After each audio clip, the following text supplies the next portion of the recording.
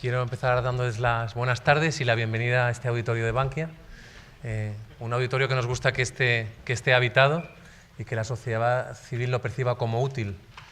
Un auditorio que sale de un espacio que antes era de mero ornato, era un hall alto, y que ahora es un centro, yo creo que de actividad económica y de actividad social. No sé si a esto podríamos llamarle también un ejemplo de economía circular.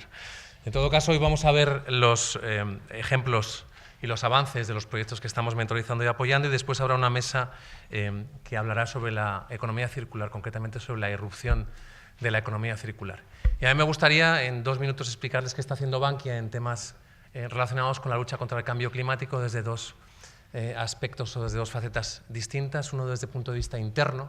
Tenemos un plan de coeficiencia y cambio climático que abarca los años 2017 a 2020 y que establece una serie de objetivos e indicadores de seguimiento muy medidos, muy tasados, que nos permite además ser muy transparentes cuando lo comunicamos, y aquí en Bankia no nos dejan decir nada sin mostrar la prueba, y que hablan de temas tan relevantes como pues la disminución del consumo de agua, del consumo de luz, de la eficiencia de los equipos, de la minoración de las emisiones o de la compensación de esas emisiones, con cifras tan relevantes como, pongo algunos ejemplos, como que la contratación de la energía eléctrica 100% verde ha supuesto la evitación de la emisión de casi 40.000 toneladas de CO2 a la atmósfera, o que las acciones de compensación que hemos hecho han evitado la emisión de casi 1.500 toneladas de CO2.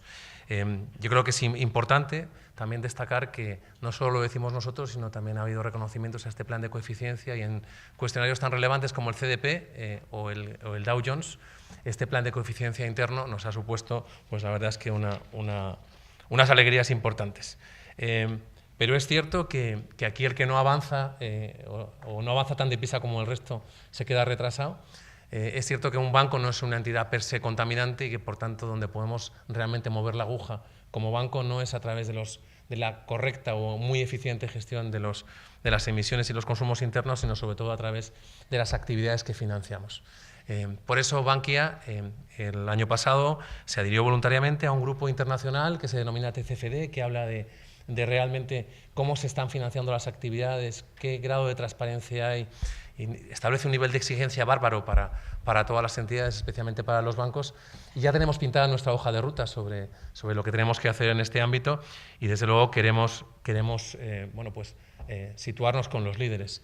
Estamos seguros que la nueva situación urgente planetaria y a la que hay que correr muchísimo, que es el tema del cambio climático, va a abrir muchas oportunidades, también riesgos, pero dentro de esas oportunidades estamos seguros que todo lo que es la economía circular va a ser una inmensa generadora de ellos, ¿no? Yo creo que ya no estamos hablando de futuro, yo creo que estamos hablando de presente apresurado y de mucho futuro. Y bueno, yo creo que hablamos también, por supuesto, de negocio y de oportunidades, sobre todo destacando las oportunidades. Y esto es lo que yo quería comentarles como bienvenida, para explicarles un poco qué es lo que está haciendo Bankia sobre esto, y ahora me gustaría darle el paso a Quino. Quino, por favor.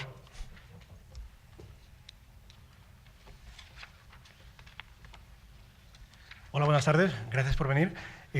Yo solo voy a añadir un poquitín a las palabras que ha dicho David, que ya lo ha contado casi todo lo importante. Es lo que ha supuesto para Connector organizar esta aceleración sobre economía circular, que para nosotros es una novedad. Y me ha alegrado mucho de que nuestro tercer programa con Bankia fuera justamente de este tema. La primera vez que Bankia nos lo comentó, en principio me sorprendió, porque todos tendemos, los que no lo conocemos sobre todo, a relacionar economía circular, ONG, ¿no? O sostenibilidad, ONG. Y no, lo que buscábamos en este programa era startups que de verdad formaran parte de la economía real, de la economía que genera beneficios, de la economía que, bajo el punto de vista de los que estamos en el mundo emprendedor, fuera una economía invertible, que es una palabra que va incluso más allá de la rentabilidad. Porque en este mundo startup, los que estáis en él lo sabéis, no basta con que una empresa sea rentable, ha de ser invertible, ha de ser capaz de crecer muy deprisa para que los inversores recuperen su inversión muy deprisa también. No voy a entrar si eso está bien o está mal, pero es lo que ocurre en el mundo startup, ¿no? Y teníamos incluso dudas de hasta qué punto podríamos encontrar este tipo de startups. Y las hemos encontrado, las conoceréis después, y la verdad es que está muy bien. O sea, la economía circular no está reñida con la economía real, con la economía eficiente que produce beneficios. Y eso ha sido para mí el gran descubrimiento, perdonadme si era tan inculto y desconocedor del sector, el gran descubrimiento de esta aceleración y lo mejor que hemos encontrado en ella. Por lo demás, como siempre, la colaboración con Bankia ha sido excelente y ha sido un programa como los otros dos que hemos hecho anteriormente con Bankia, genial. Nosotros seguiremos haciendo aceleraciones siempre que haga falta, estamos a disposición de Bankia si hacemos nuevos programas y no tengo mucho más que decir, darle gracias a Bankia y a vosotros por venir. También el pequeño detalle de que es la primera vez que en un Demo Day ponemos una mesa redonda y viene a ser otra vez por lo mismo. Nos ha gustado tanto el tema, nos ha parecido tan interesante que creíamos que no hacía justicia presentar sencillamente a las 5 startups sin más como en cualquier foro de inversión. O sea, creemos que el tema genera suficiente expectación.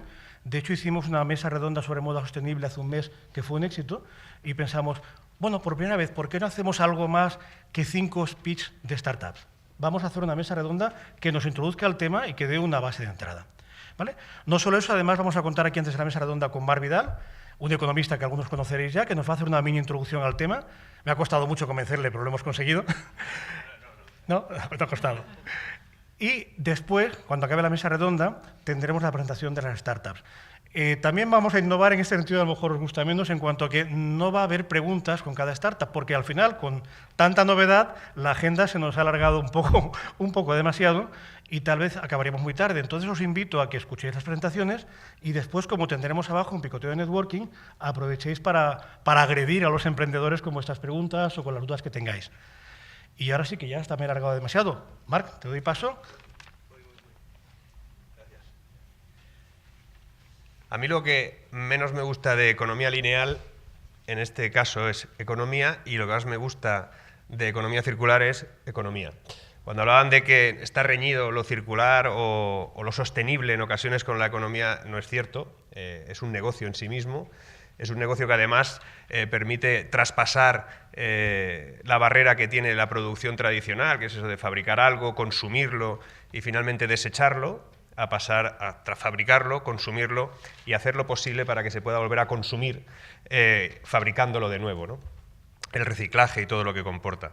Lo que pasa es que cuando hablamos de economía circular, a veces nos olvidamos de cuáles son las claves fundamentales, de quiénes son los actores fundamentales de este tipo de modelo económico, y nos trasladamos a eso, a los tópicos, que a veces es pues, lo sostenible, se relaciona con ONGs, igual que se relacionaba en algún momento el comercio electrónico con la imposibilidad de tener tiendas complementarias a las físicas, o cuando se dijo que las redes sociales simplemente serían, no sé, un lugar para entretenerse y cambian la vida de la gente, o incluso alguien dijo hace mucho tiempo que Internet solamente sería una especie de fax algo más sofisticado. Pues todo eso, como son tópicos, eso lo dijo Bill Gates, por cierto. La cuestión es que todos esos tópicos se establecen desde el punto de vista tecnológico, muchas veces se olvidan de cuál es el papel relevante de la tecnología. Y en el caso excepcional de la economía circular hay 3 o 4 claves que la destacan de los demás. Por un lado, el hecho de la transparencia que supone. La economía circular requiere de una transparencia absoluta en cada uno de sus elementos, tanto de fabricación, de consumo y, por supuesto, de reciclaje, si luego se establece así. Tiene que haber unos actores claros en esa intervención en el proceso productivo de la economía circular y todo lo que supone, que tiene que ver fundamentalmente con algún actor de liderazgo, y aquí Bankia juega un papel interesante, porque el hecho de que sea un actor crucial en el ámbito del liderazgo, de quién es el que promueve, quién es el que propone de alguna manera poner en marcha un espacio en el que se haga innovación al respecto, desde el punto de vista de startups, para hablar de economía circular, el liderazgo es clave. También es clave el desarrollo, el ecosistema a partir de lo que sería la economía circular en sí misma, y ahí juegan un papel relevante los emprendedores, las startups, el hecho de que haya un intercambio notable de conocimiento hacia lo que eso significa, lo que multiplica en la suma inicial de lo que podrían ser esas primeras startups, que se pongan a colaborar entre ellas. La colaboración entre compañías, sobre todo emprendedoras, desde el punto de vista tecnológico, es uno de los pasos fundamentales que la economía circular suele otorgarle a esas compañías. No están solas, no trabajan solas, de hecho no pueden trabajar solas. Aquellas compañías que entran en el ámbito de la economía circular no pueden estar solas. Es bueno que estén en ámbitos y en ecosistemas donde puedan relacionarse con otras empresas que les puedan dar el conocimiento que les pueda faltar o la herramienta que les pueda faltar. Y la tercera es que esto tiene que ser tecnológico. Es decir, el hecho de que la tecnología impregne a la economía circular es porque la economía circular es tecnología en sí misma. Es eficiencia, es optimización de procesos y es la consecución de que todo se pueda hacer más fácil y con menos costes y sobre todo con menos contaminación o lo que tenga que ver con elementos de sostenibilidad.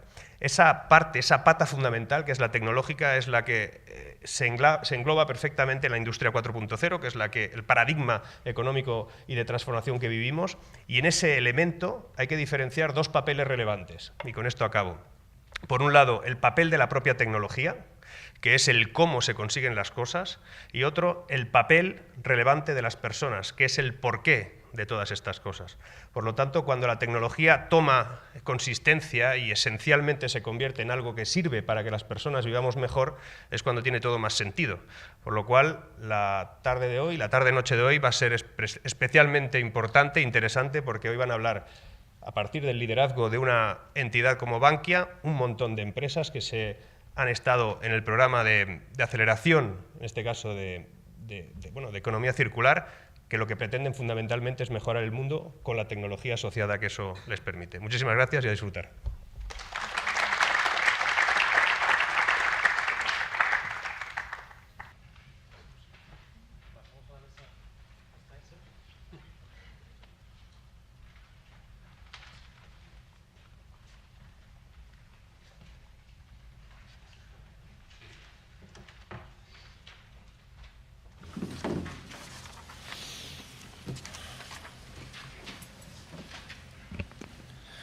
Pues seguimos con la mesa redonda.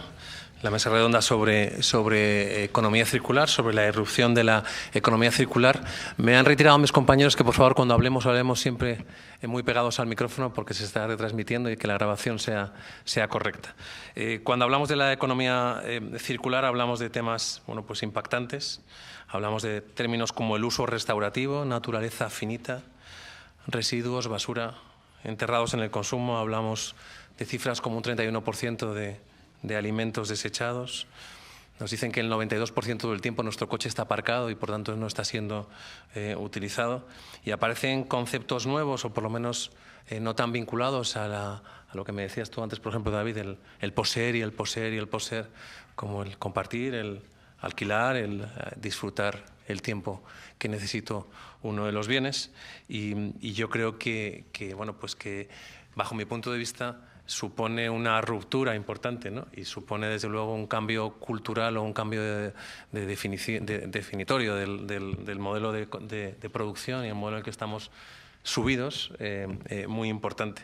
Y también comentaba con mis compañeros de la mesa redonda, que son auténticos expertos, que la verdad es que probablemente este cambio radical a una velocidad de crucero mucho más alta de la que ha acontecido en épocas históricas anteriores, pues va probablemente a suponer muchas oportunidades, pero a lo mejor también una travesía del desierto a veces aguda. Ahora me hablaban de una empresa fabricante de muebles que decía que ha apostado por el canal online y decía, pues echo a 70.000 personas de las tiendas, cojo a 30.000 para el canal online y yo digo, vale, el neto me sigue saliendo menos 40.000.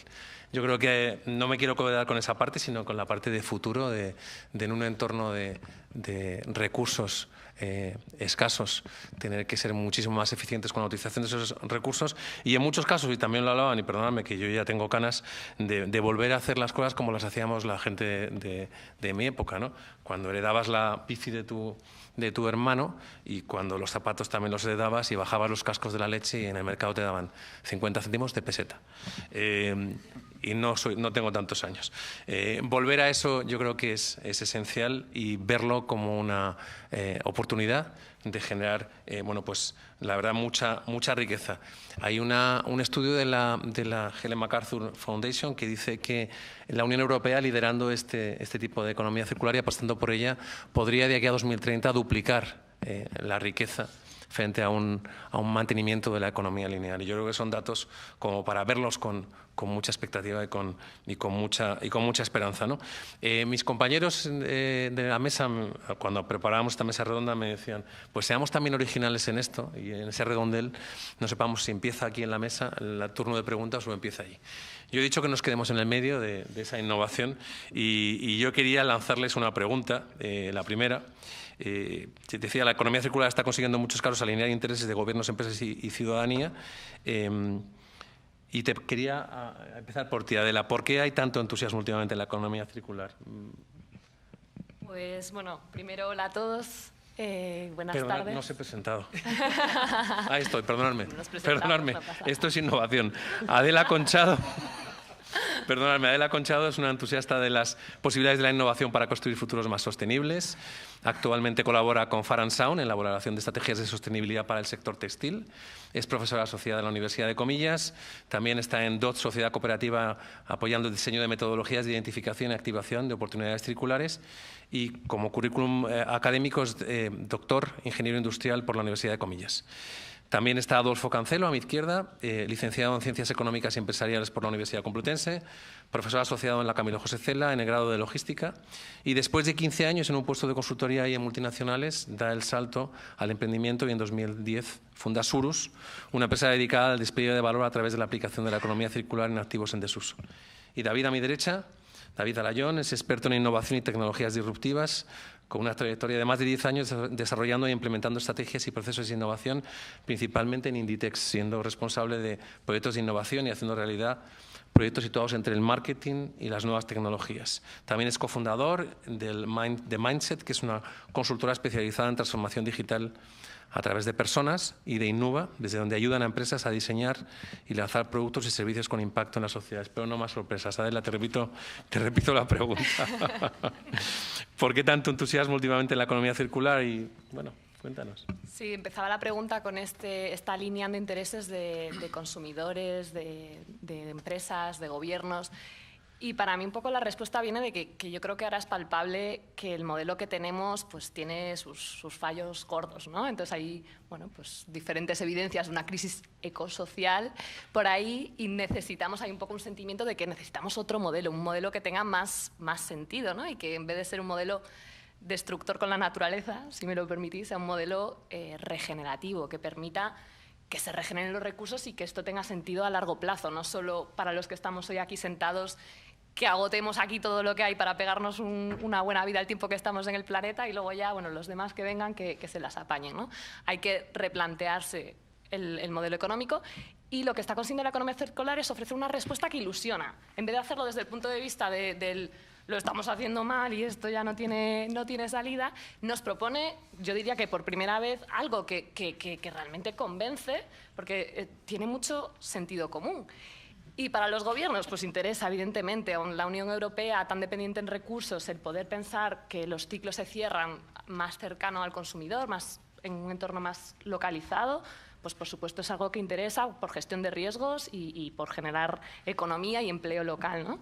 A las empresas les interesa también porque estamos viendo que los patrones de consumo van cambiando, las empresas pues también están sometidas a un entorno de recursos finitos porque no nos olvidemos, vivimos en un planeta pues al final finito y ante esto la economía circular de nuevo ofrece posibilidades de innovación que tienen sentido, que pueden ofrecer nuevos modelos de negocio en el que el consumidor pues, a lo mejor deja de ser consumidor y se convierte en usuario y replantea el papel de la empresa, pero ofreciendo oportunidades de negocio claras. Y para el usuario, pues yo creo que también las ventajas son claras, ¿no? Yo creo que hemos llegado a un punto en el que pues, empieza a estar muy socializado este sentimiento ya de casi grima a la generación de basura que producimos, ¿no? Tantas campañas de cómo envuelven los supermercados nuestra comida en plásticos, etcétera, están calando y yo creo que nos apetece, no sé si hablo a lo mejor generalizando, pero percibo un sentimiento en la sociedad de ganas también de acceder a un modelo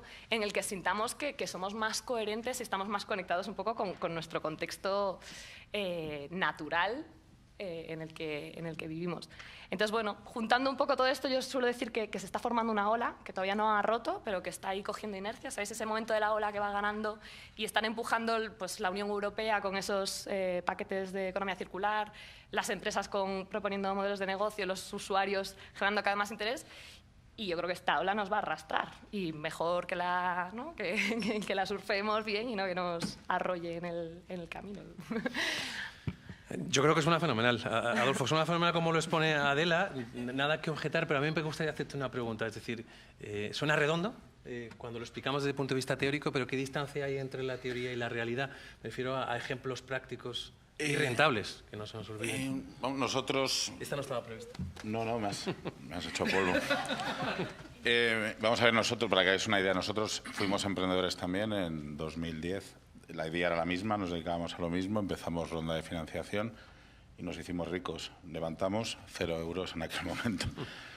Si hubiéramos hecho esto mismo ahora con la economía circular, ahora, gracias a Dios, facturamos 10 millones de euros, somos 30 personas, todo va en la economía circular. Si hiciéramos lo mismo, ahora mismo la economía circular es negocio, estaríamos levantando dinero a las puertas. De hecho, trabajamos con Bankia, nos llaman todos los días dando el coñazo, quiero dar más dinero. Fijaros cómo... Sí, será mis cosas. Sí, sí. Al nivel en el que estamos, ¿no? Para nosotros la economía circular es negocio, es un negocio para nuestros clientes, es decir, hay una parte de ejecución que nosotros hacemos para nuestros clientes, pero hay un valor real. Hay un valor en tres patas que es fundamental y estos valores que empiezan a ser fundamentales, que no solamente es un valor económico, lógicamente es importante, pero no es el único. Hay un valor medioambiental, ya todo se mide. Medioambientalmente, oye, ¿cuál es el impacto que tengo en huella de carbono? Cuando David estaba presentando al principio, habla de las toneladas que estamos ahorrando. Ya son cifras que nos suenan, antes era la prima de riesgo, que todos sabemos lo que es, ahora mismo es mucho más importante la huella de carbono, ¿no? Es algo que ya se va convirtiendo dentro de nuestro lenguaje de forma natural. Y hay una tercera pata que llamamos el valor social. Cómo las acciones que estamos realizando ayudan a otro tipo de negocios que no existían. Emprendimiento, empresas jóvenes que utilizan cosas que, por ejemplo, nosotros vendemos para revender. Se generan negocios o acceso, por ejemplo, a equipos o instalaciones que de otra forma la gente que está empezando, pequeñas empresas, no tendrían acceso. Nuestros clientes empiezan a medir también ese impacto, ¿vale? Lo que llamamos el impacto del reempleo dentro de la economía circular. Pero es negocio, es decir, el paradigma o lo bueno que tiene esta parte de economía, como estaban explicando en la introducción, es que es economía. Hay dinero, se puede hacer y además te sientes estupendamente porque estás ayudando al entorno y estás ayudando al medio ambiente, ¿no? De forma indirecta. Ya os digo, nosotros empezamos con esto sin saber que estábamos haciendo economía circular y ahora que sabemos que lo hacemos es uno de los focos principales para nosotros y para nuestros clientes. David, hablamos de la economía circular, hablamos de que, bueno, pues eso, que tenemos que empezar desde el principio pensando en que eso tiene que volver. Entonces, introducimos temas como el ecodiseño, ¿no? Desde el principio, cuando pensamos en un nuevo producto, pensarlo de manera circular, ¿no? ¿Crees que tenemos que poner efectivamente el foco ahí? Yo creo que sí. O sea, al final, yo, dentro de lo que es la economía circular, la verdad que llevo muy poquito tiempo sumergiéndome en ello. Llevo mucho tiempo en la innovación y llevo ya casi 4 años en la innovación social, que es un término un poquito más amplio. Concretamente, la economía circular, yo siempre la he visto como, bueno, pues tenemos una serie de productos, una serie de servicios, llega a un punto de la vida de ese producto que ojalá podamos reciclarlo o reusarlo, ¿no? Pero poco a poco ves que la clave está en la parte previa, está en ser consciente que ese producto tiene que vivir diferentes ciclos, que puede ser un ciclo de segunda vida, un ciclo de compartir, un ciclo de reparaciones, que amplía también esa vida de ese producto, hasta tal punto que no se genere ningún residuo. Entonces, pensar directamente desde el punto de vista de producto, que lo tengo que diseñar para que no genere ningún residuo, incluso que llegara a un punto que me vuelva a mí como empresa, o sea, lo tenga que recoger yo porque ofrezco un servicio y no un producto, lo que te implica son dos cosas. Por un lado, el diseñar las cosas siendo consciente de este proceso, lo cual ya es bastante tela.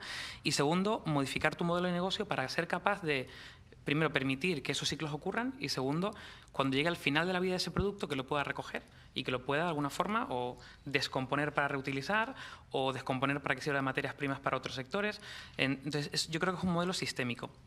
Requiere pensar en el diseño, requiere pensar en la cadena de distribución, requiere pensar en el modelo de negocio, que al final comentábamos antes el tema de las posesiones frente a los servicios. Yo creo que eso va a cambiar. Cada vez vamos a poseer menos cosas y a tener servicios alrededor de cosas que cuando lleguen a un punto obsoleto, pues simplemente nos las cambian, ¿no? Sobre todo en el mundo de la tecnología, que es un poco ahí también mi expertise. Entonces yo creo que se tiene que ver como un modelo sistémico en el que a día de hoy yo creo que están viendo muchas iniciativas centradas en el estado actual de la realidad y cómo solventarlo y cómo potenciar esa circularidad, pero la clave es ir poco a poco yendo para atrás y empezar desde el punto de vista del diseño e incluso de la materia prima. Incluso cuando hagamos algo no lo hagamos desde nuevas materias primas, sino materias primas recogidas de cosas que ya existen, que ya tenemos. Adolfo, Adela, os invito a que, por favor, las preguntas las dirijo a uno de la mesa, pero podéis intervenir si queréis añadir algo a lo que ha dicho a las preguntas anteriores. Perfectamente. Pues ya que tenemos introducido el tema, yo ya abro las preguntas a los asistentes. ¿Alguien se anima o quiere introducir algún tema en esta mesa? Ánimo, te van a pasar un micrófono.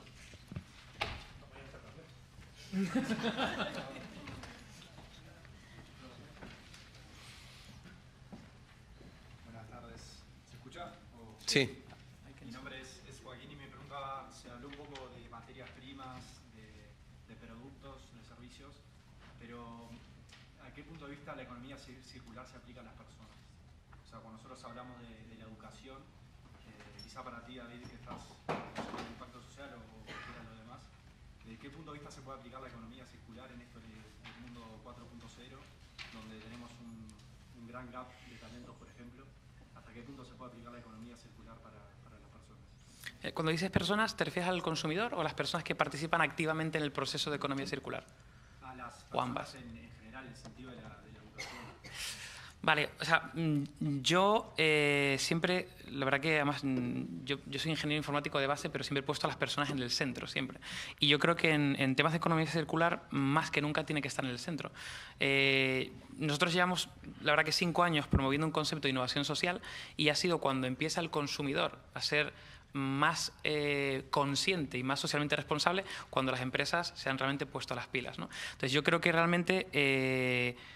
como decía, es un tema sistémico. Yo creo que la educación, los patrones de consumo, la forma de percibir productos, que además comentábamos que hace, no sé, 30 años era radicalmente diferente y se ha acelerado el consumo y el cambio de productos que a lo mejor pues, podían haber tenido una vida mucho más larga, ¿no? Entonces, yo creo que la educación y el despertar conciencia de los consumidores es una de las piezas clave para acelerar ese proceso. Totalmente convencido. Entonces, las personas ahí forman un papel fundamental como consumidores y luego como agentes activos para generar ese cambio. No sé si queréis agregar algo por ahí. Nosotros hemos participado en un informe que está preparando la Comunidad de Madrid relacionado con la universidad, también buscando qué perfiles de gente se necesitaban dentro de la economía circular, ¿no? Yo creo que esto todavía está en una etapa demasiado primitiva, ¿no? Pero comparto con David, es decir, creo que va integrado en cualquier puesto de trabajo. Un ingeniero tiene que empezar o tiene que volver a diseñar y a desarrollar productos que duren, cuando durante mucho tiempo les han enseñado a hacer productos que duren lo justo, porque después hay un proceso posterior, pero entra en todas las facetas de la formación y de las personas, más que una formación específica, porque hemos reciclado toda la vida. Nosotros nos han llamado chatarreros de guante blanco, pero el chatarrero de toda la vida ha existido, es decir, se han recuperado barcos y se han gestionado los residuos durante toda la vida, pero aquellos residuos que tenían un valor posterior. Hemos reparado, sí, bueno, yo también peino canas y yo recuerdo ir a reparar una televisión o reparar un CD o reparar un CD, ojalá, un Wallman. Entonces, no se nos ocurría que había un proceso que no se podía reparar, ¿no? Esto ha desaparecido, sin embargo, en la época de crisis vivimos que aparecían otra vez puestos o personas que reparaban motores o bobinaban motores. ¿Qué quiere decir con esto? Que el proceso está cambiando, pero lo tenemos que integrar dentro de cada una de nuestras profesiones y somos actores que pueden cambiar lo que queremos que sea el futuro, ¿no? Porque hay frases que dicen, oye, el futuro será circular o no será. Yo no lo comparto, habrá futuro, pero no será el que tenemos ahora. Lógicamente, estamos entrando en un mundo de recursos finitos y somos muchos. Entonces, esto es economía básica. No tenemos, pues hombre, o somos menos o lo que tenemos lo tenemos que repartir de una forma más óptima, ¿no? Pues quizás solo por añadir, se me ocurre también lanzar la idea de que a lo mejor las personas podemos jugar un papel en esta economía diferente al que a lo mejor venimos acostumbrados. Para mí, dentro de la economía circular tiene que estar necesariamente esta idea de la regeneración de los ecosistemas. Se han degradado tanto en muchos casos que ahora necesitamos revertir los impactos que hemos causado y hay un papel tremendo de cuidado de los ecosistemas. Se está hablando ahora, por ejemplo, mucho a nivel de soluciones climáticas, de cómo la reforestación podría contribuir un poco a solventar el tema de cambio climático a la vez que se genera biodiversidad, etcétera. ¿Por qué no podemos plantearnos a lo mejor, dentro de este mundo más de la bioeconomía, un futuro para las personas pues más ligado también al cuidado de los ecosistemas, que lo tenemos totalmente, ¿no?, relegado? Me parece que no forma parte del panorama. No sé si te referías también a la educación per se, al sistema educativo, a que a las nuevas generaciones se les hable de este tipo de cosas, que se les ayude o que se les enseñe a cuidar las cosas. Yo creo que es algo que se ha ido perdiendo. Yo, personalmente, soy el presidente de la APA del cole de mis hijos y tuvimos que volver a enseñarles que, por favor, en los libros no se pintaba con boli, sino que se pintaba con lápiz, que lo podía utilizar después un hermano o incluso se podía hacer un mercadillo de libros de segunda mano. Yo creo que hemos entrado en una dinámica de que el que no tiene cada año tantas cosas nuevas, parece un paria de la sociedad. Yo creo que darle la vuelta a eso, por eso yo insistía en el tema cultural. No sé si te refieres también a la incursión en la educación de este tipo de temas, ¿no? Sí, me refiero a eso, pero más que nada también, perdón, si se me escucha. Es que necesitamos el... Bueno, pero si se escucha está bien. No, se te tiene que grabarte.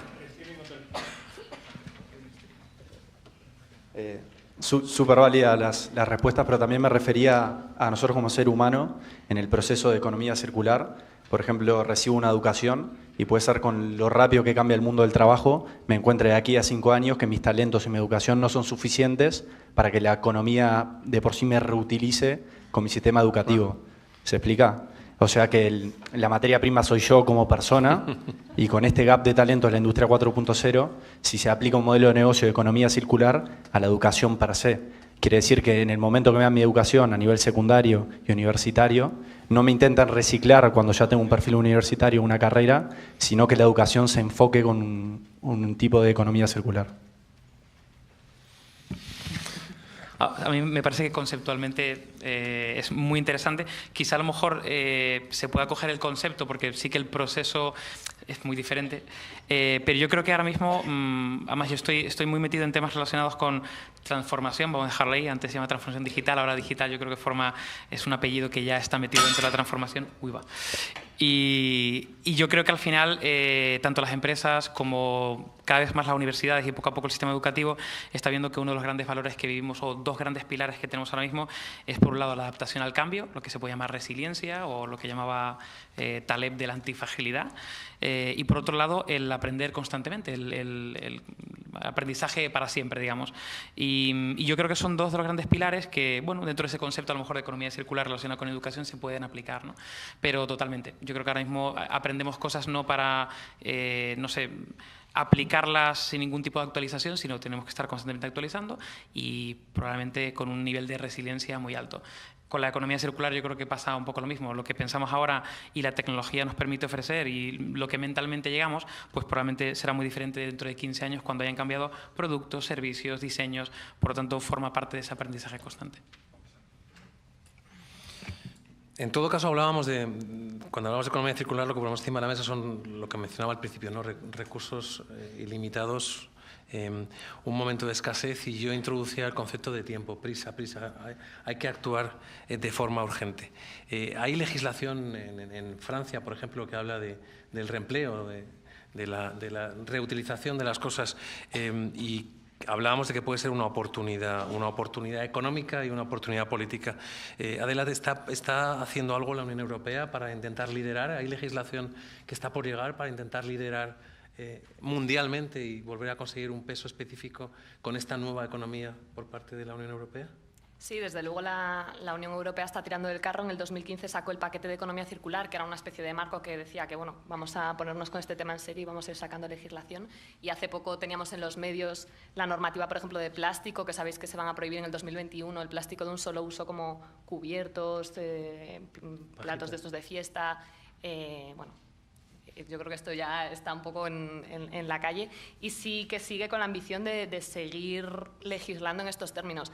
Mencionabas tú que puede ser por liderazgo político, y sí, también, pero yo creo que es por un motivo casi más pragmático que eso, y es por una parte lo que comentaba antes, de que Europa es muy dependiente de recursos del exterior, pero también porque antes los residuos, claro, nos gusta mucho decir que reciclamos, pero lo que hacíamos en muchos casos era mandar los plásticos, bueno, llegaban los barcos de China con todas las cacharradas y se volvían llenos de nuestros plásticos para reciclarlos allí. ¿Qué ocurre? Que China, con los problemas de contaminación que supone el reciclaje, pues también ha dicho, mira, esos plásticos ya casi que no me los mandéis, ha prohibido la importación de casi todas las tipologías de plásticos, con lo cual también tenemos un problema de, oye, que es evidente, ¿no? Si este plástico ya no lo puedo mandar a China, ¿dónde lo mando ahora? Se encuentran otros canales, pero bueno, esto es una solución de parche, ¿no? O sea, hay que ir al origen. ¿Cuál es el problema? Estamos en un modelo que está pensado para generar residuos y eso está mal concebido ya de arranque, ¿no? Entonces, está siendo un problema tan sumamente evidente que el liderazgo yo creo que también viene por casi estos impuesto, motivos, ¿no? Muy pragmáticos de nos tenemos que poner las pilas, no nos queda otra, ¿no? Y también por supuesto, toda la oportunidad de generación de economía, de empleo local, todo lo que tú quieras, pero bueno, que no nos olvidemos que es necesario. ¿Y a nivel geopolítico hay alguna otra zona del mundo que esté también liderando esto o está siendo realmente la Unión Europea la la más ambiciosa? Bueno, como concepto de economía circular, la Unión Europea sin duda es la más ambiciosa porque un poco el concepto ha nacido en un contexto pues, de Inglaterra, ¿no? La Fundación Ellen MacArthur y demás, que junta una serie de escuelas de pensamiento. Entonces, bueno, como término acuñado es más de aquí. Pero bueno, yo me atrevería a decir que en otros países funcionan más en economía circular que nosotros, pero de nuevo por necesidad, no porque se hayan inventado el término y tengan la visión, sino porque es más evidente a lo mejor la necesidad de ello. Lo que ocurre es que yo creo que la economía circular sí que tiene este matiz de no solo por la escasez, sino que de nuevo la tecnología, los nuevos modelos de negocio, vamos a hacer de esto algo que ilusione y que nos permite pensar en un futuro pues, agradable y que tenga sentido también en la economía. Y una pregunta a los tres, ¿creéis que con esas prisas, que vuelvo a recalcar, de la voluntariedad hay que pasar a una legislación positiva rápida que obligue a tomar decisiones que si no se toman se impondrá una sanción? Vamos a ver, yo hago una reflexión o lanzo una reflexión. Cuando el legislador legisla antes de que haya un problema social, es que algo grave está pasando o algo que no nos estamos enterando, ¿no? Y esto es uno de los pocos casos que está pasando con la legislación o con los planes de economía circular o de sostenibilidad que se están lanzando en Europa. Está muy por delante la legislación, está muy por delante el gobierno de la sociedad. Esto significa que tenemos un problema de fondo. Otra derivada es que si leéis el pacto, y es muy gracioso, a mí me entretiene ver el pacto por la economía circular, cogeros el pacto y mirar quiénes firman el pacto. Yo creo que es la única vez en la historia de la humanidad que firma la banca, firman los sindicatos, firman las asociaciones empresariales, firma la Iglesia, firma todo el mundo, ayuntamientos, todo el mundo está de acuerdo, ¿no? Esto es maravilloso. Desde el punto de vista de emprendedor, desde el punto de vista de negocio, oye, soy de economía circular, me llevo bien con todo el mundo, ¿no? Pero si estamos legislando antes de que sea un problema tangible o que sea perceptible para la sociedad, hay que ser conscientes de que tenemos un problema importante.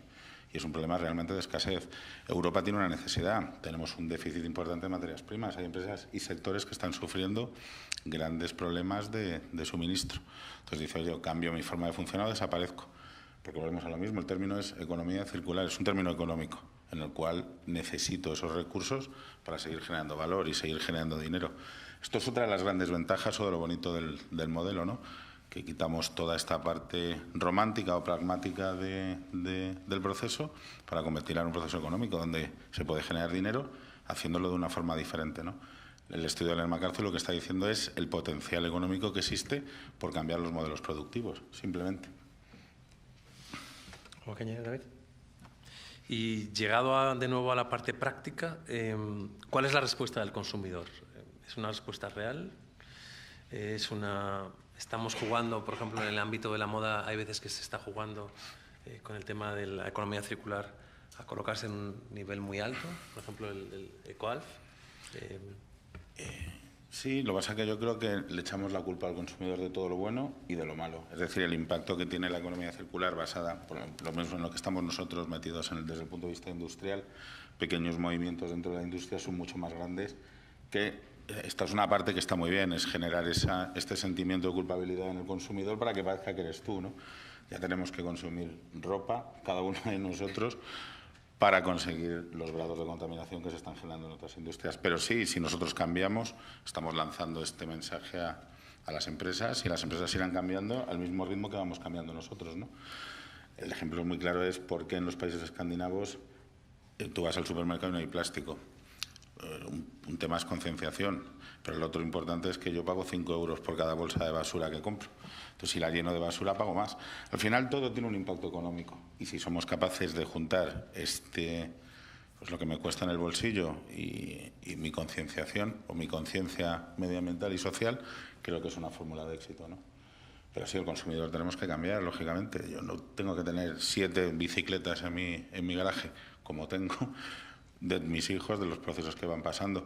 Si os preguntáis vosotros mismos cómo vamos consumiendo, es decir, lo primero que tenemos que hacer es ordenar nuestro entorno para luego ir preocupándonos de lo que pasa en el mundo, ¿no? Y somos una sociedad consumista, esto no lo podemos evitar. Cambiamos de móvil cada cuánto tiempo. Pues un móvil que estamos retirando, la posibilidad de reciclado es ínfima. El reciclado de la batería de litio es prácticamente imposible, complicadísimo. Entonces, bueno, pues todos somos parte, lógicamente, El cambio del consumidor es fundamental porque arrastra el resto, pero también el cambio de mentalidad de la empresa. Yo creo que hay también mucha intoxicación en la información, el famoso concepto de infoxicación, porque estás diciendo tú ahora que la posibilidad de reaprovechar lo que es un móvil antiguo es escasa y lees en muchos sitios que es casi del 97%. Es decir, al final leemos tantas cosas que yo creo que el consumidor se confunde, ¿no? Y dice, bueno, pues me pongo esto por montera y adelante, bueno, sigo tirando para adelante. Yo creo que también es muy importante que aclaremos y que tengamos fuentes fidedignas de información, ¿no? ¿Sabéis cuál es el residuo que más se recupera? Casi un 98% en España. Bueno, en España y a nivel mundial. ¿Cuál creéis que es el residuo que más se recupera, que más se recicla en España? Bueno, ya digo, en todo el mundo.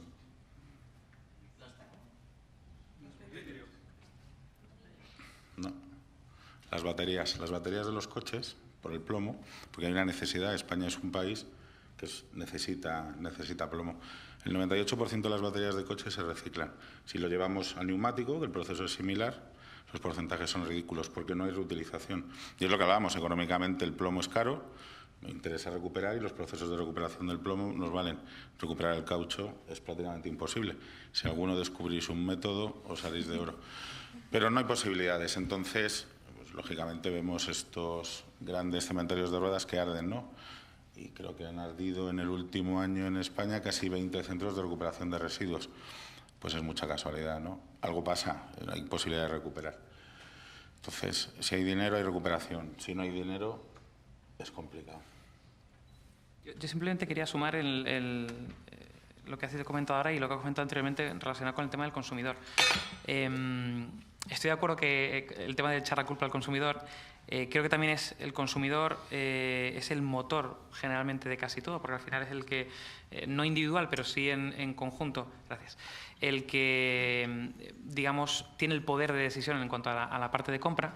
Pero hay otra parte que me parece que no está en tránsito ahora mismo, que es el tema de los precios o el valor imputable de algo. Es decir, si lo pensamos, algo que es generado, o debería ser o sí, que es generado con algo reciclado o una materia o una energía renovable que está pensado o diseñado de tal manera que se puede reciclar en el futuro, debería ser mucho más barato que algo que se consuma con algo muy contaminante o en un proceso muy contaminante o que sabes que luego vas a tener que rescatarlo y demás, ¿no?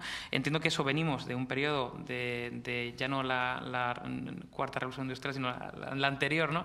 Y llevamos arrastrando muchas cosas que tienen que cambiar. Estamos un poco en ese punto de tránsito. Pero creo que al final los precios de las cosas, aparte de la conciencia y demás, pero los precios y cómo se agravan ciertas cosas y se potencian otras, van a ser que van a cambiar la decisión por parte del consumidor y por parte de las compañías también. Estuvimos en Bilbao, nosotros ahora estamos vendiendo parques eólicos donde las turbinas y los aerogeneradores se reutilizan en otros parques, alargando un poco el ciclo de vida, que es aproximadamente 20 años, pero se pueden trasladar y pueden seguir produciendo. Y las palas son un problema, las palas son de fibra. Entonces, ha habido en Bilbao esta semana el Wind Europe, pues nos hemos reunido de toda Europa, todos los sabios de cómo podemos reciclar. Entonces, es fibra, al final el proceso de recuperación de la fibra es carísimo. Pues hay una empresa que hace esquís y estaba tan contenta porque hacía esquís con esto. No ha vendido ni uno, porque los precios a los que quiere vender el esquí con la fibra reciclada, porque la fibra, el valor que tiene es muy barato, ¿no? Sigo diciendo, o hay una ayuda, y no creo que sean ayudas, posiblemente ese esquí que tenga una ayuda cuando se está vendiendo, ¿no? Que no tenga IVA, que oye, es un producto recuperado. La legislación puede ayudar de esa perspectiva, pero al final es un tema económico. Por muy un esquí que esté hecho con una pala reciclada de un aerogenerador, si el precio es 5 veces más grande... Claro, pasa que es muy curioso porque cuando es muy complicado valorar cuál es el coste de impacto en el medio ambiente. Es decir, las empresas que generan grandes volúmenes de residuos no están pagando por ello. Si pagasen por ello, el producto debería ser más caro y por lo tanto sería más caro que un producto reciclado o obtenido por energía renovable, ¿no? Esto es una de las discusiones. Ahora, llevar una pala a un vertedero o un residuo peligroso... ¿Os imagináis que es muy caro? Una cifra económica. Llevar una tonelada de residuo peligroso a un vertedero, ¿cuánto creéis que cuesta? Una cifra, decir, joder, pues 3.000 euros, 500. Un poquito más, joder. Cuesta 55 euros. Llevar una tonelada de residuos peligrosos son... Sí. En países... Le pasas el muerto al No lo entierras, se lo pasas a la tierra. En países como en Alemania está por encima de los 1.000 euros donde llevar, porque hay unas tasas, está penalizado llevar a vertedero. Entonces, cuando es económico, dice, pues, hombre, si costara 1.000, a lo mejor estos esquís empezaban a ser rentables. Pero con estos precios es imposible, ¿no? Entonces, hay una parte legislativa que sí que realmente tiene que ayudar. Seguimos teniendo el mismo IVA para un producto reempleado, un producto reutilizado, que para un producto nuevo. Pues no tiene mucho sentido. Si ayudamos desde esa perspectiva, pues oye, fenomenal. Pero sigue siendo muy barato. El no reciclar y el tirar en España sigue siendo muy barato. Entonces, mientras sea así... Tendrá que jugar un papel importante aquí, que lo ha mencionado Marc en su introducción, la tecnología, claro. Es decir, en la medida que la tecnología existente para reciclar esos productos abarate esos costes, porque si no la realidad, David, es la contraria. Un producto reciclado ahora mismo es más caro, o suele ser más caro que un producto originario, efectivamente. Pues yo estoy de acuerdo con que la Administración puede apoyar con incentivos específicos para esa transición tecnológica, ¿no? Vuelvo a apelar a vosotros. ¿Preguntas? Espera un segundo que te pasen el micrófono, por favor.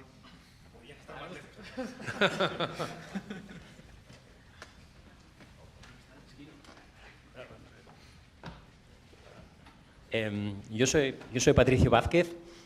Por cierto, llevo una startup que fue aquí apoyada por Bankia. Muchas gracias, Bankia.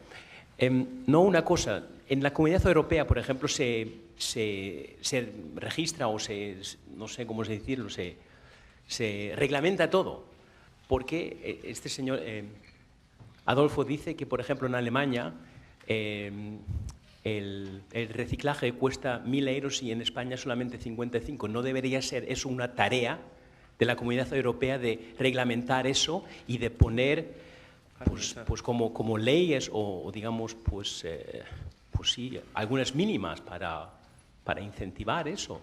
Mi pregunta.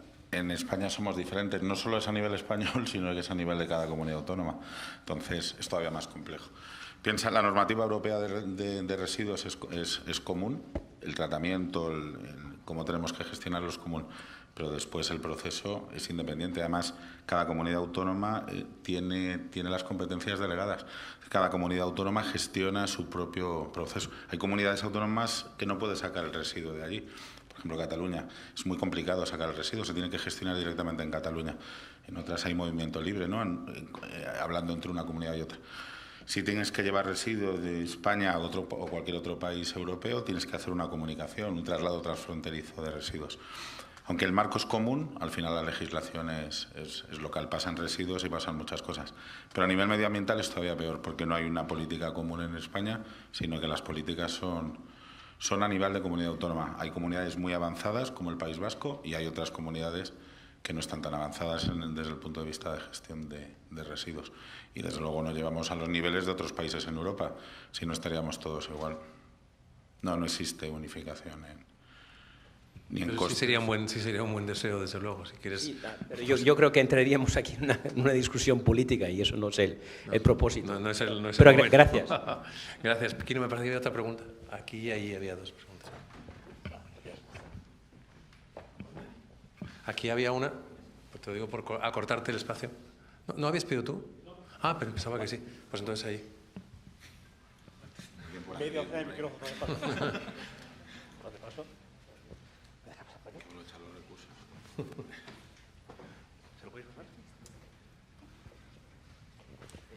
Sí, buenas tardes. Gracias por la organización de la jornada.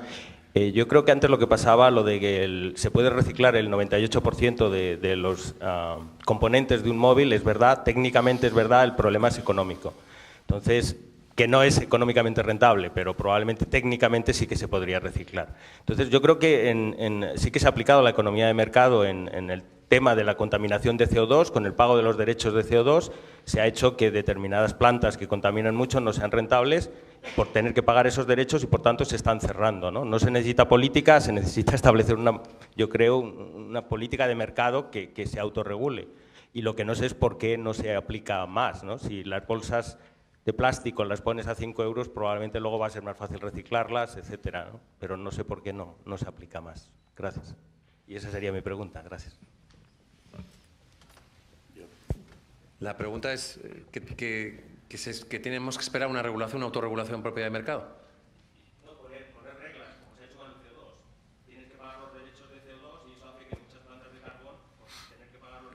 sean inviables. Sí, pero bueno, las tendríamos que cerrar en todo el mundo. El problema es que Estados Unidos no las cierra, Marruecos no las cierra y dentro de nada estaremos comprando electricidad a Marruecos porque no tenemos electricidad propia, ¿no? Entonces, la regulación está muy bien, pero tiene que ser un proceso mucho más global, ¿no? El día cuando estemos comprando, o Estados Unidos está fomentando el uso del carbón, es una decisión interna, pero nosotros dentro de nada estaremos comprando electricidad a Marruecos y si las plantas españolas contaminaban, las plantas de Marruecos ya te puedes imaginar.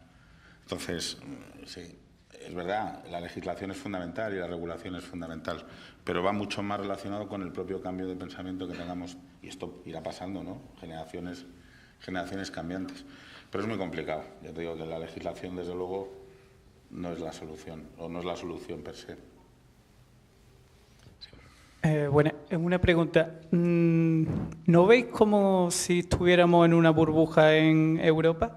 Quiero decir, mucha economía circular, yo estoy totalmente a favor, yo estudio biología, todo el equilibrio ecológico, todo.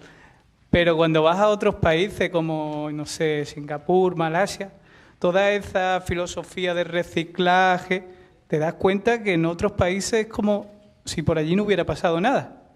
El petróleo, los plásticos, todo es como... en Europa tenemos tanta filosofía, más por necesidad, lo que habéis dicho, porque si tuviéramos como en Venezuela petróleo, aquí habría petróleo y toda la economía basada en todo lo que tenga el petróleo. Pero como tenemos viento y sol, pues buscamos el tema de las energías renovables. Entonces, ¿no creéis que a cómputo mundial no estamos avanzando tanto como deberíamos o incluso que vamos hacia atrás, aunque en Europa estemos con la economía circular y intentando tirar del carro, como hace la Unión Europea? ¿Cómo lo veis a cómputo total? Vosotros. Bueno, pues a ver, efectivamente, esto es un tema que va a diferentes ritmos, a diferentes países. Me encantaría venir con un mensaje súper optimista de estamos ya transformando nuestros modelos de producción y consumo a tope, pero la realidad evidentemente es que no. O sea, yo decía que la ola se está formando, todavía no ha roto, yo creo que acabará de romper, pero todavía no ha roto. Lo que sí a lo mejor me gustaría dejaros un poco con el mensaje de que precisamente lo que pretende la economía circular, esta visión, es que sea algo tan atractivo y tan de sentido de común por todas las partes que no quede otro remedio que hacerlo. Y para eso, al final hay que repensar también modelos de negocio. Entonces, no va tanto, o sea, la legislación tiene que, si ayuda a cambiar las reglas del juego para facilitar todo esto, mucho mejor. Pero incluso sin eso, un poco la idea es que repensando modelos de negocio y también por parte de los usuarios, bueno, la aceptación de esos modelos de negocio suficiente, podríamos transformar la forma en la que producimos y hacemos uso de los productos.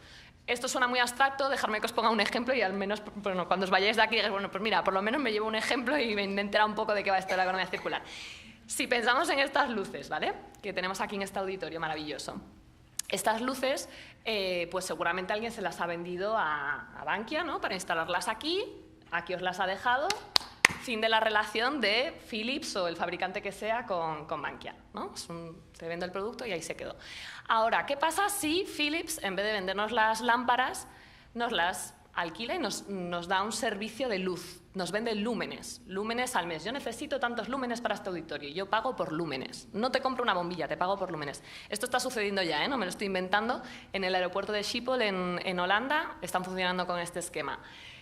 Pues claro, ¿qué ocurre? Que de repente Philips, que antes su incentivo era, pues bueno, una bombilla que funcione, que le dé el servicio suficiente, pero que sea reparable, pues no me interesa demasiado, poder recuperarla al final, pues tampoco, que sea eficiente, bueno, pues no. Pues de repente cambia totalmente, porque lo que les interesa es que esta bombilla dure el mayor tiempo posible, que además sea fácilmente reparable, que incluso a lo mejor tú mismo cambiando no sé qué piececita que es modular, la puedas reponer y así, pues mira, abaratamos costes de mantenimiento. Que además, como yo te estoy vendiendo lúmenes, cuanto más eficiente sea, más me voy a ahorrar en la factura, porque ahorros que consiguen en energía van directamente a mi beneficio, siendo Philips, ¿no?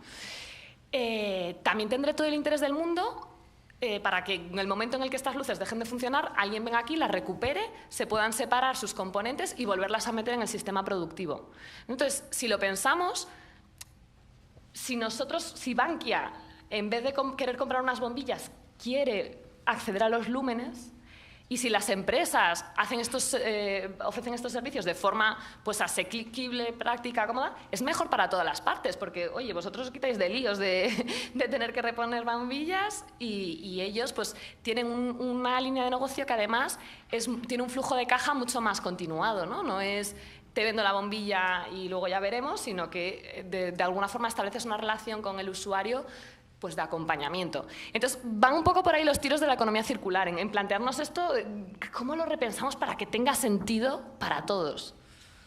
Y entonces, bueno, no me he desviado mucho de tu pregunta y perdóname, pero la idea es que, claro, que sea tan convincente que en el momento en el que lo hagamos funcionar se expanda como la pólvora y llega a todos lados, a Singapur y Malasia también.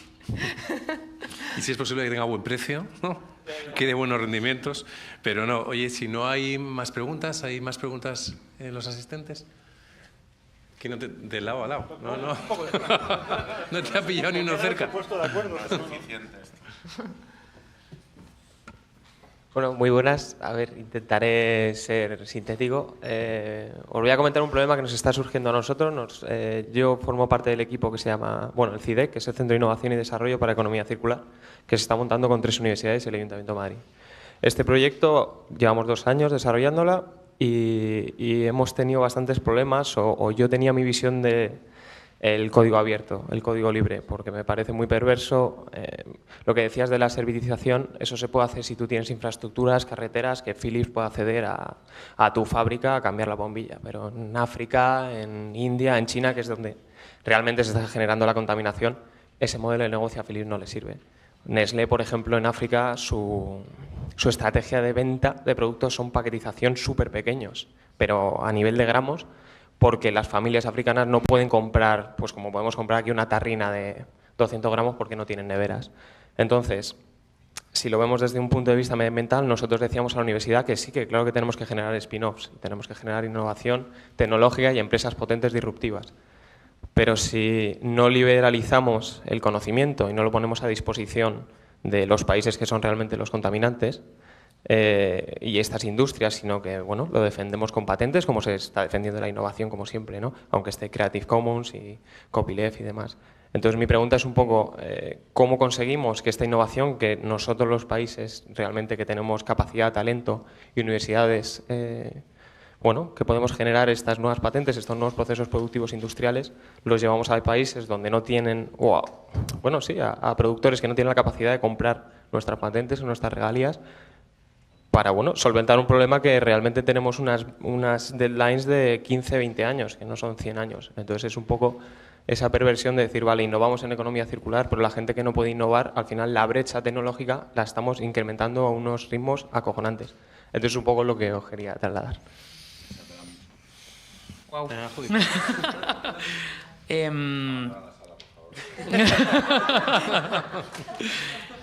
A ver, es un tema súper complejo que además tiene como muchas patas diferentes. El tema relacionado con las innovaciones y con las innovaciones que tienen que ver ya sea con hardware, con software, patentes, código abierto y demás, digamos que tienen como una doble cara, una doble vertiente. Está, digamos, el coste que se emplea hasta llegar a algo, luego la parte de comercialización y luego la parte, digamos, de liberación. Es decir, muchas veces el código abierto pues es un código que en gran medida se puede reutilizar, aunque el código abierto tiene como muchas licencias diferentes y hay unas que pues se comercializan aparte, otras que se liberan parte del código y otros se comercializa, otro que se comercializan servicios alrededor de ese código. Pero bueno, digamos que el gran dolor es la inversión que yo he hecho para llegar a ese punto y el coste que, o sea, ¿por qué voy a liberarlo sin recuperar nada anterior, ¿no? Aquí, y conecto con la segunda parte que decías, vale, economía circular, pero ¿qué pasa en los sitios donde la gente, donde no innovan y qué puede pasar allí, ¿no? Pues no hay una respuesta sencilla, pero yo lo veo y además lo he visto de manera recurrente en cómo darle el giro, por ejemplo, a la innovación social, que es que haya un negocio. Es decir, en cuanto hay una variable económica y está la economía circular y está la economía colaborativa, que luego ahora lo engancho con ello, cuando hay un modelo de negocio realmente hay empresas interesadas que quieren invertir y a lo mejor se ponen de acuerdo en cooperar para ello. Si tú dices, oye, pues Nestlé está comercializando de tal manera eso en África porque no tienen neveras, a lo mejor lo que hay que hacer es montar un consorcio, cosa que se lleva a consorcios de diferentes empresas para desarrollar algo para generar negocio allí en los sitios donde no lo haya, por el motivo que sea. Si no hay economía o no hay dinero, bueno, pues habrá que ver cómo enfocarlo. Si es un problema tecnológico porque no hay electricidad o no hay neveras, pues no, o sea, a lo mejor hay que inventar algo que vaya en paralelo. Yo creo que la variable negocio y la variable economía es el gran motor de esto. Cuando es algo que realmente no tiene lucro o que es filantropía, es algo necesario y yo creo que se tiene que seguir haciendo, pero es otra línea diferente, no es la línea final del P&L, ¿no? Y cuando pesa en esa línea es cuando realmente se hacen inversiones. Entonces te diría que esto, por ejemplo, cuando son cosas de innovación, vamos a decir sin apellido, no innovación social, normalmente cuando se quiere llegar a algo realmente potente y una inversión, se monta un consorcio. Entonces, a lo mejor lo que habría que hacer, en tu caso son diferentes universidades y está en la línea, entiendo que la línea más de investigación, si a lo mejor no tiene un lucro, es intentar que haya lucro, es decir, intentar que diferentes empresas se involucren, que haya una especie de inversión conjunta, pero con una promesa o con una expectativa de que haya lucro, digamos. Yo creo que eso puede ser un prisma o una mirada para agilizar el motor, pero es un tema realmente complicado. Pues como circular también es trabajar y conciliar irse a casa, vamos a intentar acabar a tiempo. Y muchas gracias, Adela, muchas gracias, Adolfo, y muchas gracias, David, por esta interesante mesa. Muchas gracias a ustedes y damos paso a la siguiente parte. Ahora tenemos...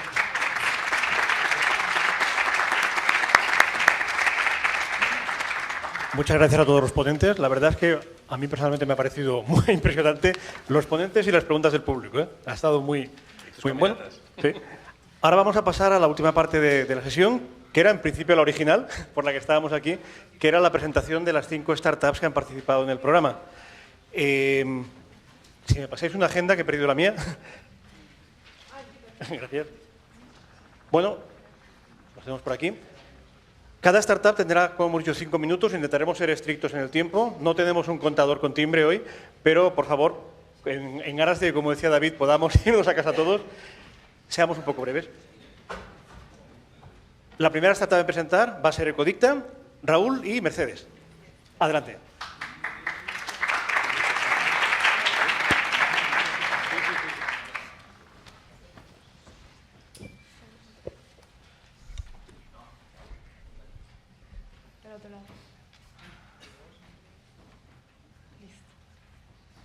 Bueno, hola, buenas tardes. Antes que nada, muchas gracias a Bankia Conector por este programa. Empezamos con el proyecto casi en servilleta y con un producto mínimo viable listo para empezar a probar y bueno, ya tenemos algo que contarles. Somos Mercedes y Raúl, fundadores de Ecodicta. Y bueno, este proyecto surge sobre una reflexión sobre lo que contamina la moda. Es la segunda industria más contaminante del mundo y bueno, de ahí empezamos a hacernos muchas preguntas. La siguiente. Bueno, ¿cuál era el problema realmente? Pues creemos que la superproducción, cada año se producen más de 100 millones de prendas al año. De todas esas prendas, los usuarios como media lo usamos 7 veces antes de deshacernos de ella. Y bueno, al final nos deshacemos gracias a que compramos mucho, tal vez de usar y tirar fast fashion, nos desprendemos de unos 7 kilos de ropa al año. Bueno, con eso en mente pensamos en la economía colaborativa como una forma de hacerlo más circular. El fashion sharing es pagar una cuota mensual, vestir más, comprar menos, sin renunciar a la variedad y pues teniendo una huella ecológica más pequeña. Y bueno, ¿cómo funciona esto? A través de 3 planes mensuales, que son estos que tengo aquí, voy a pasar rápidamente. Lo único que tienes que hacer es suscribirte a nuestra página web, hacer una especie de test de estilo, pagar el plan que te guste más. Nosotros procedemos a enviar una caja a tu casa, recibes una box, la usas todo un mes, las veces que quieras. Después de ahí la devuelves, también estamos dando opción a compra, pero la devuelves para recibir nuevas cosas y pues seguir rotando el armario. Y bueno, y por parte de nosotros como empresa, ¿cómo funciona ese flujo de la ropa? Pues primero nos basamos en el test de estilo, lo analizamos y hacemos un match entre las marcas y el tipo de prenda que le puede gustar a la usuaria, le enviamos una caja, ella la usa todo un mes, cuando la devuelven pasa por nuestra empresa asociada de limpieza ecológica, nos aseguramos que esté en perfectas condiciones para un nuevo uso y así sucesivamente. Lo que queremos es lograr que la medida de uso suba de 7 a 20 veces y una vez que la ropa haya sido usada 20 veces, enviarla a centros de upcycling para que esa prenda se pueda rescatar el textil e incluso se le pueda dar más vida. Esto es más o menos cómo funcionaría y bueno. Bueno, y con eso conseguimos, también como hablaba Adela antes, el pago por el disfrute y no por la acumulación, ¿no? Antes hablábamos del uso de lúmenes, del alquiler de luz y ahora hablamos del alquiler de prendas. Con Ecoadicta se consigue que en vez de estrenar 12 prendas al año, por el mismo precio puedas estrenar 48 prendas. Creemos que los consumidores en el futuro van a buscar variedad y calidad con un toque de sostenibilidad. Y bueno, el mercado global de la ropa de alquiler actualmente está en 1.000 millones, se espera que para el 2023 alcance los 1.800 millones, con dos grandes players, principalmente en Estados Unidos y China, que ya han recibido inversión, por ejemplo, de la cúpula directiva de Alibaba. Creemos que el armario del futuro, según un estudio de TreTap, el tema de la segunda mano vaya ascendiendo, que un tercio de nuestro armario sean nuevos modelos más experiencias, entre ellos una pequeña porcentaje de renting y suscripción. Nuestra competencia en España, por ejemplo, nosotros somos Fashion Renting, sostenible y suscripción. Hay otros modelos, como puede ser la Más Mona o Rental Mod, que se dedican a puntual, a vestidos puntual, por ejemplo, bodas, bautizos, comuniones, o que a venta de segunda mano como Vinted y Chick-fil-A. Y Lo Quiero, que lo que hace es venta por suscripción, envían 5 prendas para comprar, no para alquiler. Y nosotros estamos en un hueco destacado en el Fashion Renting de sostenible y suscripción. En nuestro ADN se encuentra insertado la sostenibilidad porque apostamos por el uso de colecciones pasadas, el talento local y los tejidos sostenibles. Siempre estamos a la búsqueda de nuevo talento español, principalmente. Hemos recibido los primeros feedback de nuestras clientas, que generalmente son profesionistas de 25, 30 años, 35, que se dedican a profesiones como profesoras de la Escuela de Organización Industrial, abogadas o divulgadoras de vida saludable, como por ejemplo Cami. En los hitos ha sido estar en la Escuela de Organización Industrial, en la aceleración de Bankia by Connector. Hemos salido en medios destacados como La Vanguardia o en Emprendedores, con podcast de foco como Loco por la Moda o entrevistas de Surfer Rule, que es una revista de surf que está muy enfocada también en la sostenibilidad. En televisión hemos salido en el programa Daru Cities, en La Sexta, que nos hicieron un reportaje en la oficina, y bueno, como concursos finalistas premios Peces, estamos en la preincubación de lanzadera y demás.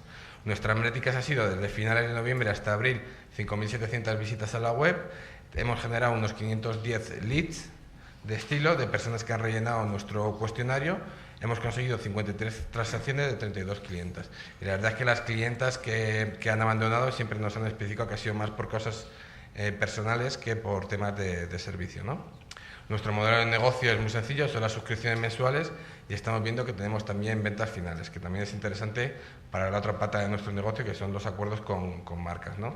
El precio medio de nuestro pedido ha sido 40 euros, tenemos 3 cajas, son 30, 40 y 50, pues se queda justo en medio.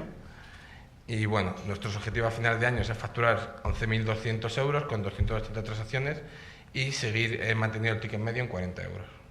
Nuestro equipo soy yo, Mercedes, Eduardo, que está allí, que se dedica a finanzas, Andrea en marketing, Mario en operaciones y José en comunicación.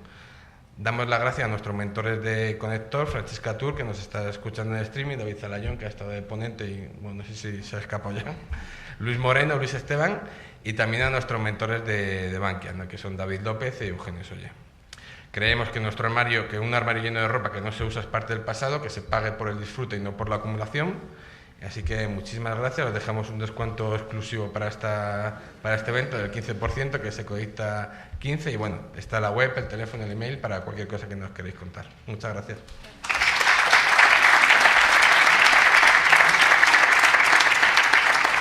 Ahora es el turno de Flip and Flip. ¿Y Ignacio? Te buscaba. Todo tuyo. Haz enfoque de arriba. Vale.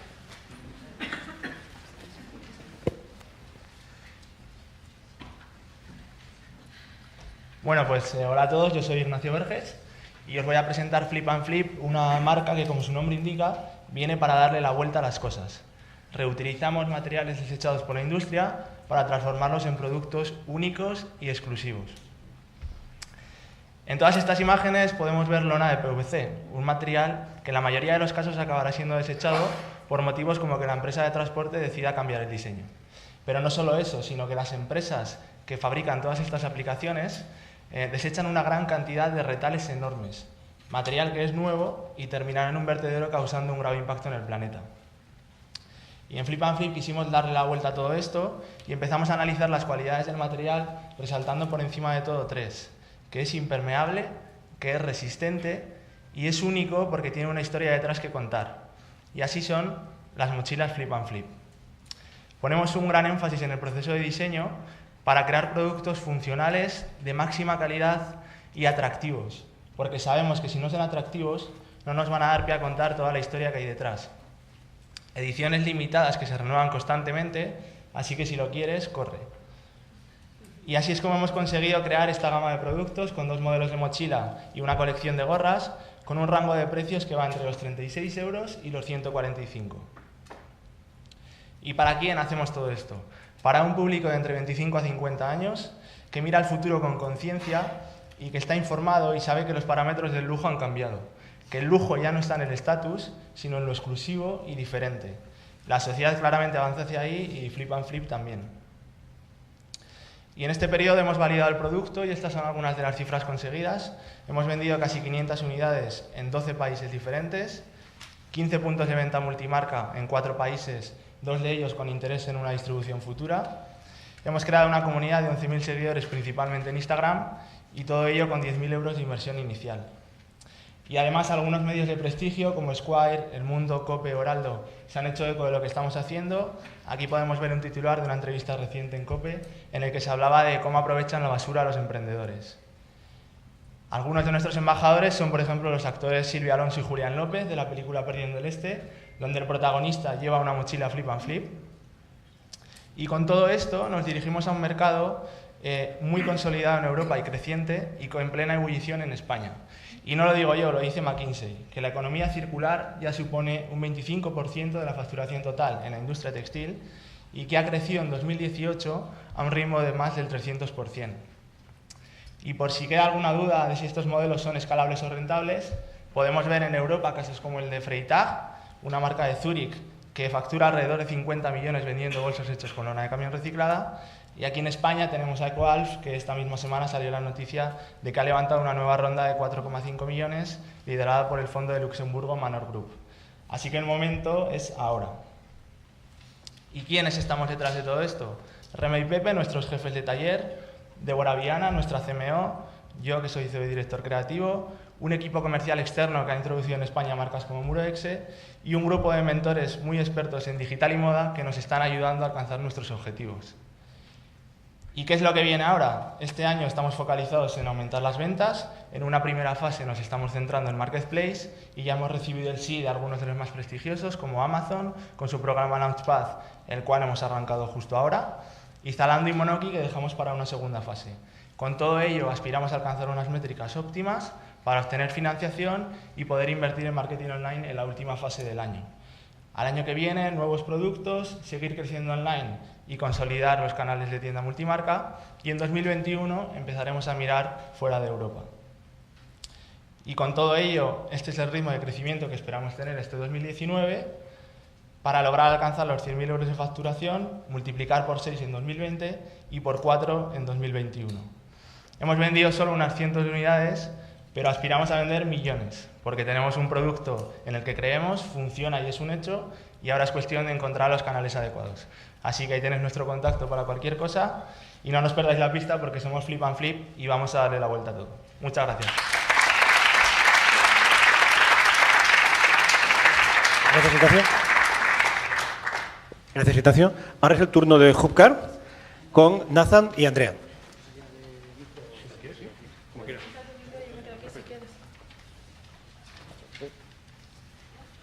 Hola, muy buenos días.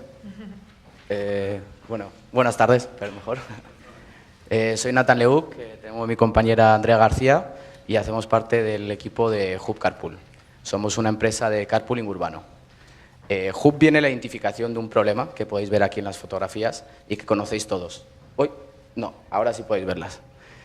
Lo conocéis todos, que es básicamente la entrada y la salida de los coches en las grandes ciudades. Y esto genera unos grandes atascos y dificultad de encontrar aparcamiento en las zonas de trabajo. Este problema se puede resumir en una simple frase, que es que el 90% del tiempo los coches están vacíos, o una tasa de ocupación de una persona por coche. Y ahí es donde entramos nosotros. Lo que buscamos es aumentar el número de personas en los coches, poniendo en contacto a conductores y a pasajeros para que puedan compartir sus trayectos del día a día. En Hub hemos estudiado los puntos de dolor de los empleados y de los ciudadanos en general que se desplazan en el día a día y hemos identificado 4 principales. En primer lugar, el tiempo. Con Hub optimizamos el tiempo de trayecto. En segundo lugar, la flexibilidad. Gracias a Hub tienes una aplicación que es una solución muy sencilla y fácil de usar y que además se adapta a tus horarios. En tercer lugar, el dinero que nos gastamos en desplazarnos. Con Hub se comparten gastos tanto de gasolina como de aparcamiento. Y por último, las emisiones. Con Hub no solo ahorras emisiones al compartir tu coche con otros, sino que lo haces dentro de un objetivo común de nuestra comunidad de usuarios. Además, hemos estudiado el mercado y nos hemos dado cuenta de que hay 2 competidores internacionales que tienen mucha fuerza, pero que sin embargo se han centrado durante los 2 últimos años en la estrategia B2C y no han conseguido un éxito rotundo. Y además, al estudiar a las empresas, nos hemos dado cuenta de que estas cada vez tienen una mayor preocupación por el impacto social y medioambiental. Esto se refleja en la consecución de sellos como son B Corp, Great Place to Work, otros muchos, o incluso con su compromiso con los ODS. Pues bien, hemos decidido enfocar nuestra estrategia de penetración de mercado al mercado B2B, inicialmente. Además, esta hipótesis se valida cuando miramos este mapa de la movilidad compartida en Madrid y vemos que todas las opciones de movilidad compartida se concentran en la zona céntrica, mientras que toda la periferia, que es donde se encuentran las grandes zonas empresariales, está desatendida. Hub llega al centro, pero también llega a toda la periferia porque no tenemos límites, sino que Hub llega a donde estén los usuarios. Y habiendo analizado el mercado, nos dirigimos a las empresas para validar nuestras hipótesis. Y nos dimos cuenta que les preocupaba el ahorro de emisiones. Y además que era un problema global, porque evaporan internacionalmente. Con lo cual, nosotros lo que les damos a las empresas es la posibilidad de ahorrarse hasta un 75% de las emisiones debido a la movilidad de sus empleados y le podemos ofrecer un servicio global, dándoles un ahorro global de sus emisiones. Otro punto que les molestaba era el poder medir esas emisiones. Entonces nosotros les damos unos reports de sostenibilidad mensuales que podrán reutilizar en sus informes anuales, además de conseguir unos certificados medioambientales. Otro punto que les preocupaba bastante era el aparcamiento tanto para empleados como para empresas. Y ahí nosotros lo que podemos hacer es reducir el número de coches que pueda haber en el aparcamiento, además de dar unas plazas reservadas para vehículos de alta ocupación. Y por último nos dimos cuenta que una buena movilidad puede mejorar la calidad de los empleados, además de la visión que tienen con su empresa. Y ahí es donde nosotros podemos ayudar a la empresa a atraer y a retener talento con un plan de incentivos original y divertido. Este es nuestro modelo de negocio. Lo que hacemos es dirigirnos a unas empresas cobrándoles un fee mensual, dependiendo del número de empleados, a cambio de organizar los viajes de sus empleados, ofreciéndonos un report mensuales de sostenibilidad en el que pues, después el pasajero podrá pagar al conductor, pagándole 0,14 euros el kilómetro, nosotros nos llevaremos un 10% de comisión. Tanto el conductor como el pasajero podrán ser recompensados por realizar carpooling. Y este es el equipo que tenemos detrás del proyecto. Tenemos a Paloma Martín como jefa de operaciones, también tenemos a Andrea como encargada del área de negocio o a Carlos como CTO. Y por último, pues estoy yo, que soy el CEO. También estamos todos a full time, menos Paloma, que se dedicará en las próximas semanas a incorporar al proyecto. Tenemos un equipo de mentores muy bueno y especializado en diferentes áreas de negocio y pues queríamos destacar un miembro destacado de la mesa anterior, como es David Alayón, o una persona de la casa, como es María José Gálvez. Ahora os queremos hablar de nuestro roadmap. Bueno, este año lo que queremos es consolidar nuestra presencia en Madrid, dirigiéndonos a las empresas y a las principales universidades. El año que viene queremos expandirnos al territorio nacional, atacando también la misma estrategia B2B con las empresas, las principales universidades y por primera vez dirigiéndonos al mercado B2C, aprovechando toda esta masa crítica que habremos reunido durante los primeros años de actividad. En el tercer año queremos dar el salto a la expansión internacional, yendo a algunas capitales europeas, siguiendo las 3 estrategias de las que os venía hablando y además aprovechando para consolidar nuestra posición en el B2C. Y esta es una foto de la situación actual de Hub. Estas son algunas de las empresas con las que ya estamos hablando y aquí cabe destacar a Iberia, que se le ha ido el logo, pero bueno, Iberia que ya es cliente y cuyos empleados, los 3.000 empleados del aeropuerto de Barajas, empezarán a usar estas semanas el servicio de Hub para ir al trabajo. Y por último, me gustaría destacar el propósito de Hub, como dijo Marc, el para qué existimos, ¿no? Realmente. Entonces, lo que buscamos nosotros es involucrar a instituciones educativas, a empresas, a personas como ciudadanos, a entidades públicas y a ONGs para poder luchar con un objetivo común, que es reducir las emisiones debidas a la movilidad compartida. Entonces, lo que buscamos nosotros es aprovechar que la sostenibilidad genera un sentido de comunidad, y no solamente comunidad, sino que también puede traer rentabilidad, como pues, ha dicho Bianchino. Habiendo dicho todo esto, muchísimas gracias por haber escuchado y pues gracias a Bankia y a Conector.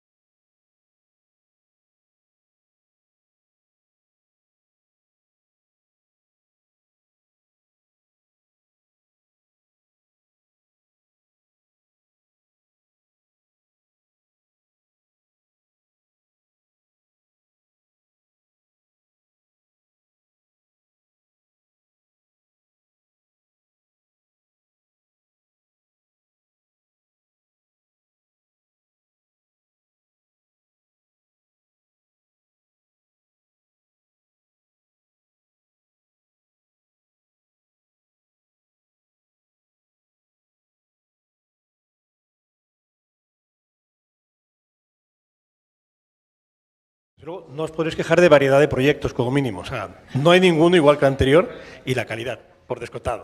Pero quiero decir que hemos encontrado soluciones muy diferentes. Y ahora nos queda la quinta, que también es diferente y también es de calidad, evidentemente, ¿no? Martina nos va a presentar Recyclers Market. ¿Gracias tú también?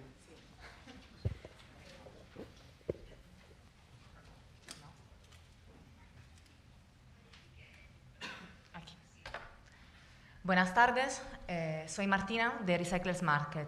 Recyclers Market es una plataforma web, es un marketplace donde se pueden comprar y vender artículos de diseño, de moda y de decoración upcycling.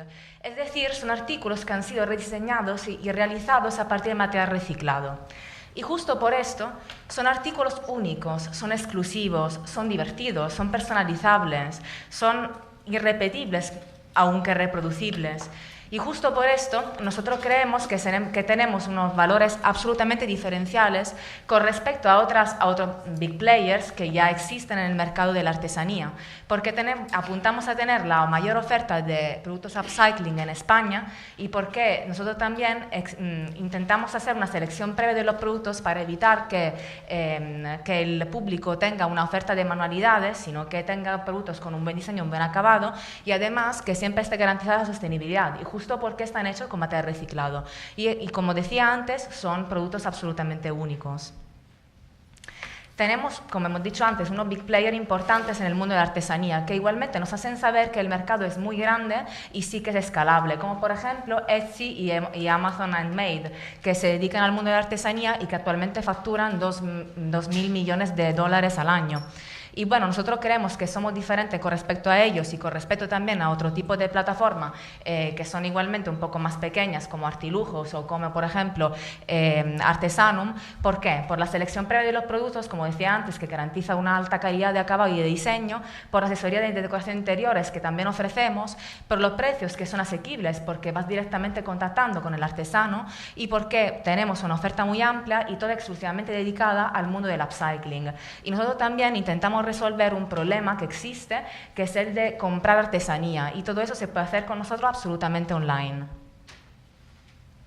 Nuestro recorrido, bueno, hasta ahora hemos tenido, a partir del 2017, hemos empezado con una fanpage de Facebook, luego hemos abierto una cuenta en Instagram y, bueno, empezado a tener las primeras ventas. Entonces hemos decidido abrir un MVP, o sea, tener un sitio web a partir del año pasado y hasta ahora, de forma absolutamente orgánica, sin ningún tipo de inversión monetaria, hemos conseguido una facturación de 8.000 euros y con más de 40 productos vendidos, con más de 40 creadores, con unos 200 productos en la plataforma. Entonces, claro, ahora nuestra nueva etapa, ¿no? la futura es la que nos interesa, porque hemos analizado el mercado y efectivamente es un mercado muy interesante, es un mercado de un tamaño efectivamente considerable. Se estima que el año que viene la moda sostenible facturará 4.500 millones de euros y el ecomobiliario 1.500 millones. Y que esas cifras irán creciendo porque las compras sostenibles se están detectando realmente consistentes en la demanda del usuario.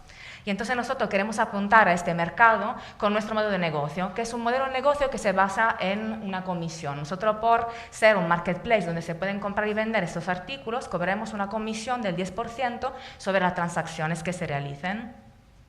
Y bueno, los hitos realizados hasta ahora, bueno, hemos logrado una presencia consistente en las redes sociales, entre Instagram, Facebook, visitas a la web mensuales y sobre todo un engagement bastante relevante y destacable en nuestra base de datos de mailing, donde el ratio de apertura se está alrededor del 63%, es decir, que es un tema que interesa muchísimo a nuestro público.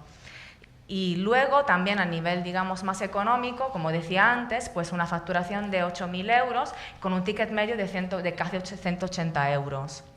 Entonces, claro, las previsiones para nosotros tienen mucha esperanza. ¿Y esto por qué? Porque en este momento, gracias al programa de Bankia, hemos conseguido justamente consolidar nuestro modelo de negocio, hemos hecho un rebranding, hemos intentado un nuevo tipo de storytelling y ahora lo que estamos apuntando es hacer una valoración del mercado de nuestra empresa para buscar capital semilla, porque nosotros creemos que con esto podemos invertir en el 30% en marketing, lo que que no hemos hecho hasta ahora y consolidar nuestras métricas, que sí son muy interesantes, porque actualmente con esa tasa de conversión y nuestro coste de adquisición al cliente, con 5 euros conseguimos ventas de 180.